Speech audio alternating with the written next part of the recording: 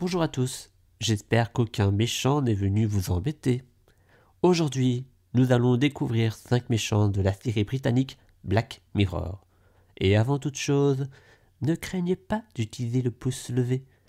La vidéo adore ça. Allez, générique!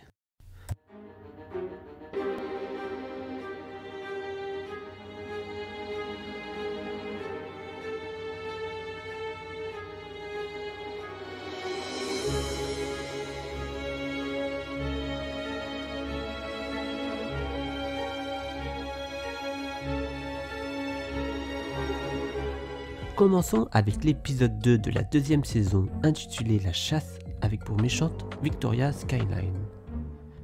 Est-ce que Victoria est la méchante de cet épisode? Quand on regarde La chasse, on aurait l'impression que Victoria est une gentille femme amnésique qui est victime de ses spectateurs qui la filment et des personnes étranges et menaçantes qui la poursuivent. Mais il en est tout autre chose. Alors que la poursuite prend fin avec des confettis, elle est attachée à une chaise devant un public et un animateur. Tous ceux qui l'avaient aidée durant son périple sont au service d'un parc d'attractions.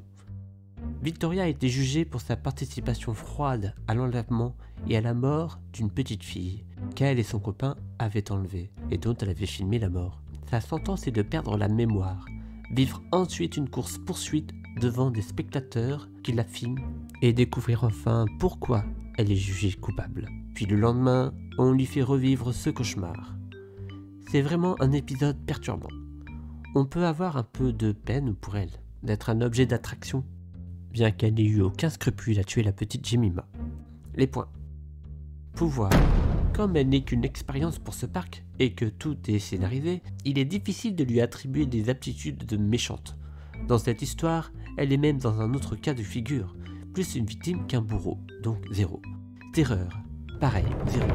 Surtout que tout le monde lui crie dessus et la traite de meurtrière. Cruauté, qui est le plus cruel? Cet épisode est une illustration du œil pour œil, dent pour dent. Une loi du talion qui paraît malsaine. Je m'étends parce qu'elle n'a pas faibli en filmant la mort de la petite Jemima. Résistance, même si on lui retire quotidiennement la mémoire, elle se bat pour sa survie. Même si je trouve qu'elle ressemble plus à une victime qu'à une criminelle. 3 étoiles. Humanité, comme elle ne se souvient pas de son passé odieux et que pendant la première moitié de l'épisode on ignore son passé, on ne voit qu'en elle qu'une cobaye dont personne n'a d'empathie. 2 cœurs, mais pas trop, car il faut penser à la petite Jemima. Moyenne 6 étoiles et 2 cœurs. Va-t-on avoir des méchants bien plus cruels qu'elle? Pour les 2 méchants suivants, j'évoquerai un seul épisode. L'épisode Blanc comme neige. Joe Potter. Je commence par la personne avec le moins d'intrigue. Joe et Matt sont 2 hommes qui passent leur Noël dans une petite baraque. Cela fait 5 ans qu'ils sont colocataires et c'est que maintenant qu'ils se parlent. Joe était le plus réservé et finit par révéler son histoire la plus tragique. Sa compagne l'avait quitté après avoir annoncé vouloir interrompre sa grossesse. Joe ne l'accepte pas, mais Beth va le bannir visuellement. Dans cet univers, on peut censurer l'image d'une personne. Elle peut être totalement blanche dans certains cas et dans d'autres totalement rouge. Contre toute attente, finalement, Beth garde le bébé. Mais Joe ne le verra pas. Seule une forme blanche, qui va comprendre être une fille. Quand la mère meurt lors d'un accident, Joe peut enfin voir à quoi ressemble la petite. Mais elle a des traits asiatiques que ni lui ni elle n'avaient. Elle ressemble à l'un de ses amis. Choqué, Joe rentre dans la maison du grand-père où vit la petite orpheline. Il le tue avec une boule de neige qui voulait ouvrir à la petite, quand celle-ci meurt plus tard, morte de froid. Dans la réalité, il n'est pas dans une cuisine, mais dans une cellule. Matt n'est pas son colocataire. Il est envoyé pour que Joe lui avoue son crime. Voyons les points. Pouvoir. Son histoire est très courte et se résume à une rage d'avoir été manipulé par sa compagne, qui a préféré brouiller sa vision pour cacher son infidélité. Pendant 5 ans, on lui a fait croire qu'il était père, et non. Cela fait qu'il n'est pas un méchant machiavélique ou sournois, c'est surtout un homme désespéré. Je lui donne donc 1 point à cause de son crime qui a été très efficace. Résistance. Quand il découvre le mensonge de Beth, il demande à son ex-beau-père où est sa fille. Il est en pleine sidération, alors que les flashbacks suggèrent qu'il a compris qu'il n'est pas papa. Il aurait pu partir, éviter un crime. Donc 2 étoiles. Cruauté. Je trouve que c'est son ex et le père de celle-ci qui sont les plus cruels dans cette histoire. Beth lui a fait croire qu'elle ne voulait pas d'enfant, et pendant longtemps, Joe a eu l'impression qu'elle lui retirait le droit de garde. Les choses auraient été bien plus belles si elle avait dit la vérité. Tandis que le beau-père manque d'empathie pour Joe. Ce dernier découvre qu'on lui a menti, et le vieux monsieur n'a pas une seule fois tenté d'apaiser son ex-beau-fils. 2 étoiles, car Joe a laissé la petite fille toute seule dans un coin isolé et couvert de neige. Terreur, 0. Humanité, c'est un homme victime d'une injustice. Il tente de créer un lien avec la petite fille en laissant des cadeaux de Noël. Il a fait son possible pour garder un lien avec un enfant qui ne le connaissait pas. C'est assez touchant et surtout il a le poids de la culpabilité d'avoir laissé la petite toute seule. 4 cœurs. Moyenne 5 et 4 cœurs. Passons à son faux colocataire Matt. Au début de l'épisode, il lui raconte 2 histoires. La première est la mort de Harry, un jeune homme dont il rend service, avec l'aide du The Eyes, ce système qui est dans la tête et qui permet de voir à travers ses yeux. Depuis son ordinateur, Matt voit tout, et voit Harry mourir empoisonné par la jeune femme qui l'a invité chez elle.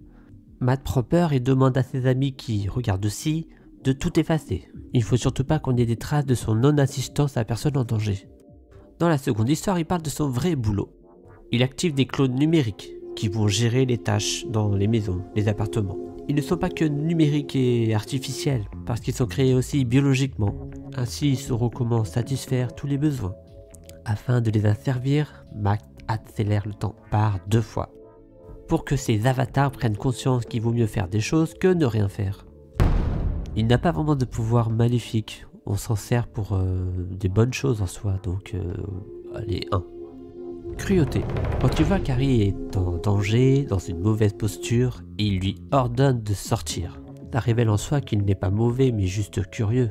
Mais par rapport à son traitement des clones, c'est difficile de savoir s'il est malveillant, parce qu'il ne les voit pas vraiment comme des personnes réelles. Joe dira que c'est des esclaves, mais Matt s'en fout.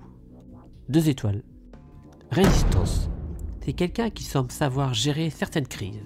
La première histoire en est un contre-exemple, car il panique et cherche à effacer tout dossier qui révélerait qu'il n'a pas alerté les urgences pour sauver Harry. Mais pour le reste, on ne le voit pas faiblir. À la fin, il est libéré de prison et on l'empêche de voir tout le monde. Et il tient plutôt tête. Donc 4 étoiles. Terreur, 0.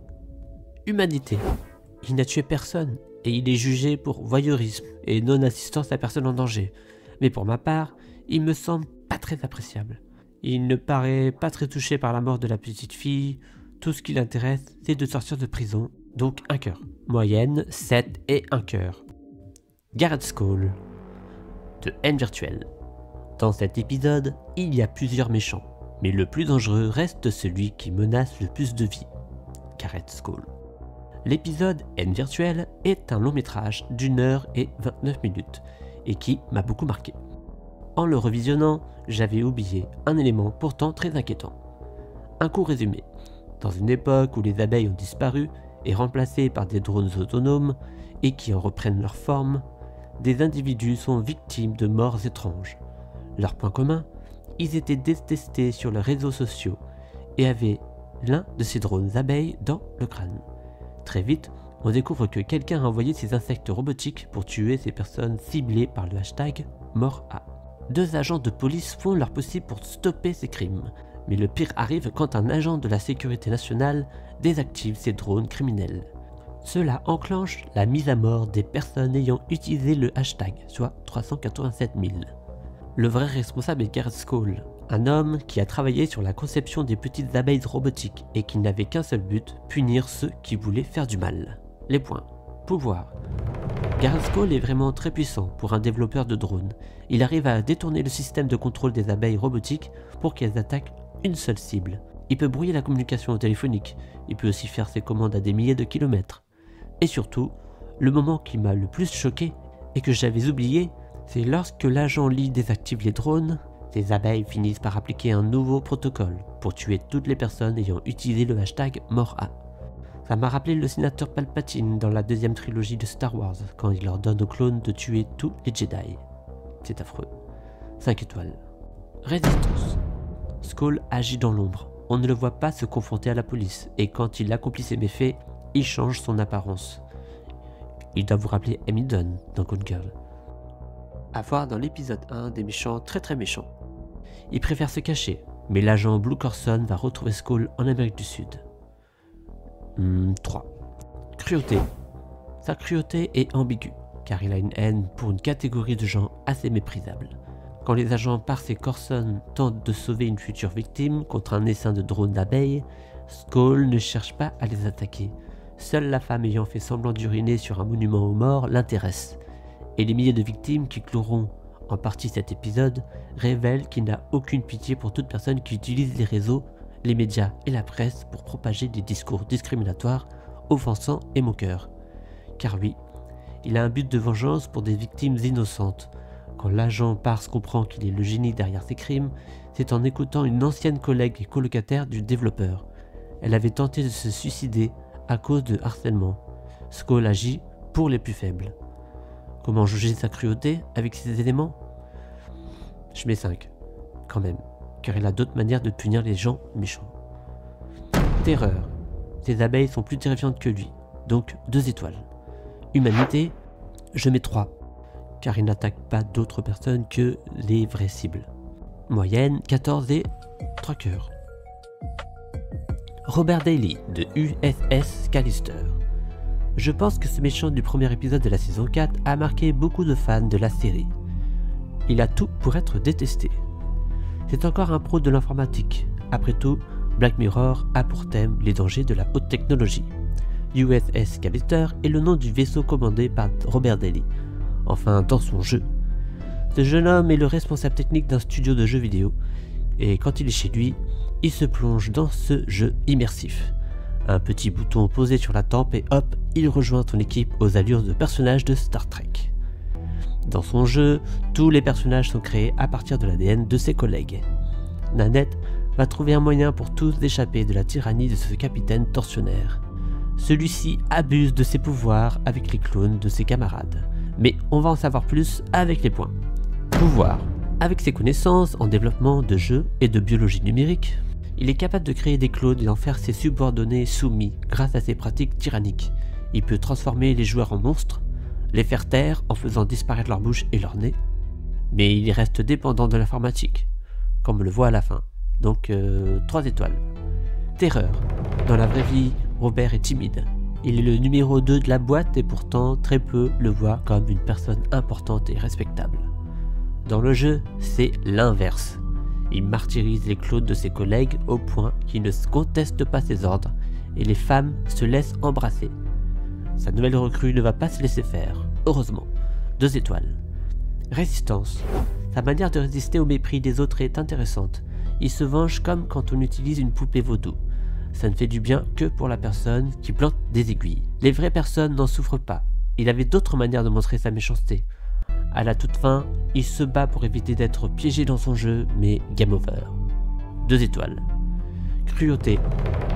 Les femmes sont ses objets. Il les embrasse pour son propre plaisir. Il transforme qui il veut en monstre. Mais le pire, c'est quand Robert clone le fils du numéro 1 de la boîte, pour ensuite le faire aspirer par le vide spatial, devant le regard du père. 5 étoiles. Humanité. Je peux comprendre qu'on puisse utiliser les jeux vidéo pour exprimer sa rage, mais Robert a utilisé une partie de la conscience de ses collègues. Mais ce qu'il a fait avec l'image du petit garçon, c'est trop horrible. Donc 0 cœur. À l'heure de l'enregistrement, j'ignore si Robert Daly va revenir dans le sequel de la nouvelle saison. Moyenne 12 et 0 cœur. Voyons donc le classement. Sur 19 méchants, Joe, Victoria et Matt sont les 3 derniers. Puis Robert prend la 11e place devant les anges pleureurs de Tormund et Garrett Skull occupe le 8e rang de Madame Vicini. Merci d'avoir regardé cette vidéo et n'hésitez pas à me dire en commentaire quel autre méchant de Black Mirror il faudrait parler. Et attention aux hautes technologies.